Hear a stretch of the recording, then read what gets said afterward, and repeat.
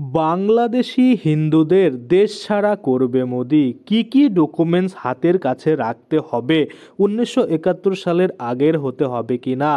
যদি এই এনআরসি শুরু হয়ে যায় সেক্ষেত্রে বহু বাংলাদেশির নাম কিন্তু বাতিল হয়ে যাবে, অর্থাৎ বাংলাদেশি হিন্দুদের নাম কিন্তু বাদ পড়ে যাবে এবং যার ফলস্বরূপ কিন্তু তাদের দেশ ছাড়া হলেও হতে পারে। তো আপনারা 1971 সালের আগের যদি কোনো ডকুমেন্টস দেখাতে না পারেন সেক্ষেত্রে আর কোন ডকুমেন্টস দিয়ে কিন্তু আপনারা এই এনআরসি থেকে বাঁচতে পারেন, অর্থাৎ কিছুদিন আগে যখন সিএ চালু করা হয়েছিল সেই সিএ এর মাধ্যমে আপনারা এনআরসি থেকে মুক্তি পেতে পারেন কিনা, এই যে যাবতীয় তথ্য টোটালটাই কিন্তু আজকে আমরা এই ভিডিওর মাধ্যমে দেখে নেব। তো চলুন বেশি দেরি না করে ভিডিওটা শুরু করা যাক। তো দেখুন আপনাদের সামনে আমি কিন্তু ডকুমেন্ট লিস্ট এ যেটা রয়েছে সেটা লিখে রেখেছি। দেখুন এখানে পরিষ্কারভাবে বলছে যে document requires for applying under section 6B of the citizens act, অর্থাৎ যাদের কাছে 1971 সালের কোনো ডকুমেন্টস নেই সেক্ষেত্রে আপনারা কোন ডকুমেন্টস কিন্তু দেখাবেন। তো আপনাদের জন্য এই যে সিএএ আইন রয়েছে সেটা কিন্তু চালু করা হয়েছিল। আপনারা জানেন যে এখানে কিন্তু 2014 সালের 31শে ডিসেম্বরের মধ্যে যদি আপনি ইন্ডিয়াতে ঢোকেন সেক্ষেত্রে কিন্তু আপনারা সিএতে আবেদন করে নাগরিকত্ব পেতে পারেন এবং ওই সার্টিফিকেটই কিন্তু আপনার এনআরসি হলে এনআরসির সময় কাজে কিন্তু দিয়ে দিবে। আশা করি আপনারা এটা জানেন।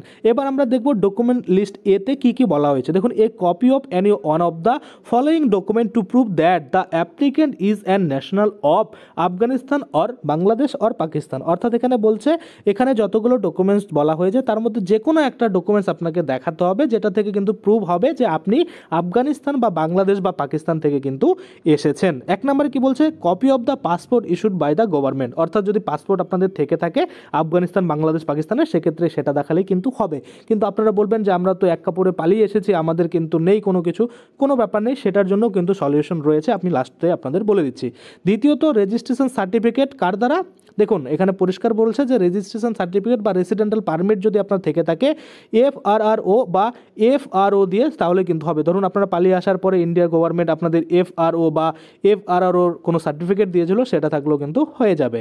তারপরে যদি আমরা দেখি, কারণ এই এফআরও বা এই যে এফআরও এখানে কিন্তু লেখা থাকবে যখন আপনি এসেছিলেন কোন দেশ থেকে এসেছিলেন সেই সার্টিফিকেটে কিন্তু পরিষ্কার লেখা থাকে, যার জন্য কিন্তু এটাকে চাওয়া হয়েছে। তারপরে যদি আমরা দেখি birth certificate issued by the government, এই কোন গভর্নমেন্টের দ্বারা হতে হবে, আপনি যে দেশ থেকে এসেছেন সেই দেশের গভর্নমেন্টের দ্বারা যদি আপনার বার্থ সার্টিফিকেট থেকে থাকে তাহলে কিন্তু হয়ে যাবে। তারপরে যদি আমরা দেখি school certificate or educational certificate যদি আপনার কাছে থেকে থাকে তাহলেও কিন্তু হয়ে যাবে। Identity document any kind of issued by government সেটাও হবে। পাকিস্তান বা আফগানিস্তান বা আপনি যেখান থেকে এসেছেন বাংলাদেশ সেটার যে গভর্নমেন্ট রয়েছে সে দ্বারা যে কোনো আইডেন্টিফিকেশন ডকুমেন্টস থাকলে কিন্তু হয়ে যাবে। তারপরে এখানে any licence or certificate issued by a government authority of Pakistan Afghanistan Bangladesh, অর্থাৎ আপনি যতগুলো এখানে ডকুমেন্টস দেখছেন সবগুলো কিন্তু আপনি যে দেশ থেকে এসেছেন সেই দেশের কিন্তু হতে হবে। এখানে ল্যান্ড অর টেনেন্সি রেকর্ড, আপনার যদি জমির রেকর্ড থেকে থাকে বা এনি লাইসেন্স যেটা বলছে সেটা যদি থেকে থাকে তাহলেও কিন্তু হয়ে যাবে। তারপরে any document shows that the either of the parent, অর্থাৎ এখানে বলতে চাইছে ধরুন আপনার কাছে নিজের কোনো ডকুমেন্টস নেই কিন্তু বাবার বা বাবার বাবার বা বাবার বাবার কিন্তু মানে ডকুমেন্টস রয়েছে যেখানে আপনার নাম শো রয়েছে। ধরুন এমন হয় না, পাসপোর্ট যখন ছিল মানে বাংলাদেশ ইন্ডিয়াতে যাওয়া করতো তখন কিন্তু পাসপোর্ট যার রয়েছে, বাচ্চাদের তো পাসপোর্ট থাকতো না, সেক্ষেত্রে বাচ্চাদের নাম কিন্তু লেখা থাকতো যে ছেলে মেয়ে কত বয়স সেদের নাম কিন্তু লেখা থাকতো। ওরকম যদি আপনাদের কোনো ডকুমেন্টস থেকে থাকে বা বংশ পরম্পরার যে আপনাদের মানে ইসে রয়েছে ফ্যামিলিগত চার্ট রয়েছে সেটা যদি কোনো ডকুমেন্টসে থেকে থাকে সেটাও কিন্তু হবে, এখানে কিন্তু পরিষ্কার বলছে। তারপরে any other government issued by a government of authority of government agency in the Afghanistan, আচ্ছা যে কোনো ডকুমেন্টস গভর্নমেন্টের দ্বারা কিন্তু আপনাকে দিতে হবে সেটাই কিন্তু এখানে বলছে, যে কোনো হতে পারে, সেটা যদি ভ্যালিডিটি শেষ হয়ে যায় সেটা কোনো প্রবলেম নেই, সেটাও কিন্তু বলা হচ্ছে। এটা গেল ডকুমেন্টস লিস্ট 1 যেখানে কিন্তু 9টা ডকুমেন্টস চাওয়া হয়েছে। এবং আমরা যদি ডকুমেন্ট লিস্ট বি দেখি, বিতে কিন্তু চাওয়া হয়েছে প্রথমে যদি আমরা দেখি এখানে পরিষ্কার করে বলা হচ্ছে, দেখুন a copy of any one of the following document to prove that the applicant has enter India on or before 31/12/2014, অর্থাৎ এখান থেকে যে কোনো একটা ডকুমেন্টস আপনাদের দিতে হবে যেখানে কিন্তু পরিষ্কার বলছে যে 31/12/2014 আগে যে আপনি ঢুকেছেন সেটার প্রমাণ করবে।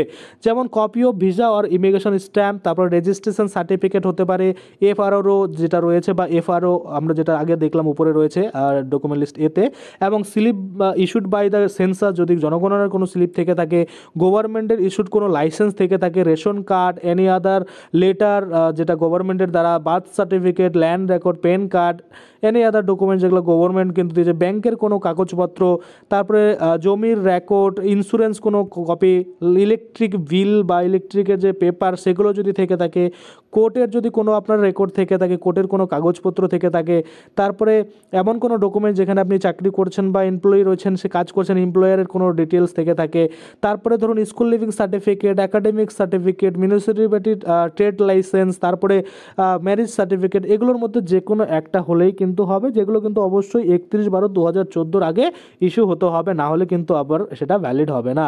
যদি আপনার ডকুমেন্টগুলো ইনভ্যালিড হয়ে থাকে অর্থাৎ ডেট এক্সপায়ার হয়ে যায় সেক্ষেত্রেও কিন্তু হয়ে যাবে। তাছাড়া এখানে দেখুন একটা জিনিস, ড্রাইভিং লাইসেন্স, আধার কার্ড, এটাও কিন্তু ইনক্লুড রয়েছে, অর্থাৎ গভর্নমেন্টের দ্বারা যে কোনো লাইসেন্স হতে পারে। দেখুন এখানে ড্রাইভিং লাইসেন্স, আধার কার্ড এটাও কিন্তু বেকেটে বলে দিয়েছে। তো এই ডকুমেন্টসগুলো কিন্তু আপনাদের লাগবে মূল এই যে আন্ডার 6B এর আন্ডারে আবেদন করতে। এরা কারা এটা বেশি প্রয়োজন হবে? যাদের 1971 সালের আগের কিন্তু কোনো ডকুমেন্টস নেই, তারা কিন্তু সিএতে আবেদন করে একটা সার্টিফিকেট পেতে পারে। এবার কথা হচ্ছে, আপনাদের এই যে ডকুমেন্ট লিস্ট এ রয়েছে এখানকার কোনো কিছুই নেই, আপনি যে দেশ থেকে এসেছেন আপনার সে দেশের কোনো কিছু নেই, সেক্ষেত্রে আপনারা কিন্তু অ্যানেক্সার 3 নামে একটা ফর্ম রয়েছে, সেটা কিন্তু আবেদন করতে পারেন, বা ডকুমেন্ট লিস্ট এ, ডকুমেন্ট লিস্ট বি এবং ডকুমেন্ট লিস্ট সি যেটা রয়েছে সেটা অ্যানেক্সার 3 বলা হচ্ছে। সেই অ্যানেক্সার 3টাই হচ্ছে একটা ফর্ম, সেটাকে আপনাকে ফিল আপ করতে হবে এবং সেটাকে কিন্তু গভর্নমেন্টের দ্বারা যেটা মানে সিলসই করিয়ে আপনারা কিন্তু আবেদন করতে পারবেন, সেটাই কিন্তু বলা হয়েছে। তো আপনারা যদি দেখতে চান যে অ্যানেক্সার 3 ফর্মটা কীভাবে ফিল আপ করতে হবে বা কোর্টের এফিডেভিট আপনাদের কীভাবে আনতে হবে, সমস্ত কিছু নিয়ে অলরেডি আমার ভিডিও রয়েছে, আপনারা চাইলে এই যে মানে প্লেলিস্ট রয়েছে সিএর, সেখান থেকে গিয়ে কিন্তু দেখে নিতে পারেন। তাছাড়া আপনারা কিন্তু নিজেরাও ওই অ্যানেক্সার 3 ফর্মটা ফিল আপ করে বা ওখানে ডিটেলস বলা রয়েছে কী কী লাগবে সমস্ত কিছু পড়ে নিজেরাও কিন্তু করতে পারেন।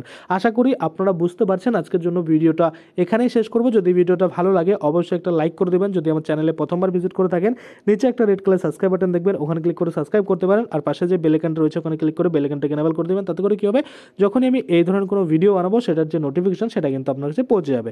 আমি আপনাদের আরও একটা কথা বলতে চাইবো, সেটা হচ্ছে এই যে সিএতে রয়েছে আপনারা আবেদন করে নাগরিকত্ব সার্টিফিকেট নেবেন কিনা টোটালি আপনাদের ব্যাপার, কারণ এনআরসি শুরু হলে সেটা থেকে আপনারা কিন্তু বাঁচতে পারেন, যার জন্য আপনাদের এই তথ্যগুলো জানানো। এবার আপনার যদি মনে হয় যে না সিএতে আবেদন করলে আপনার ভয় রয়েছে, সেক্ষেত্রে আপনি আবেদন করবেন না, টোটালি কিন্তু আপনাদের ইচ্ছা। আমাদের চ্যানেল কিন্তু আপনাদের কোনোভাবে রেকমেন্ড করে না। আশা করি আপনারা বুঝতে পারছেন। আজকের জন্য ভিডিওটা এখানে শেষ করব। ধন্যবাদ।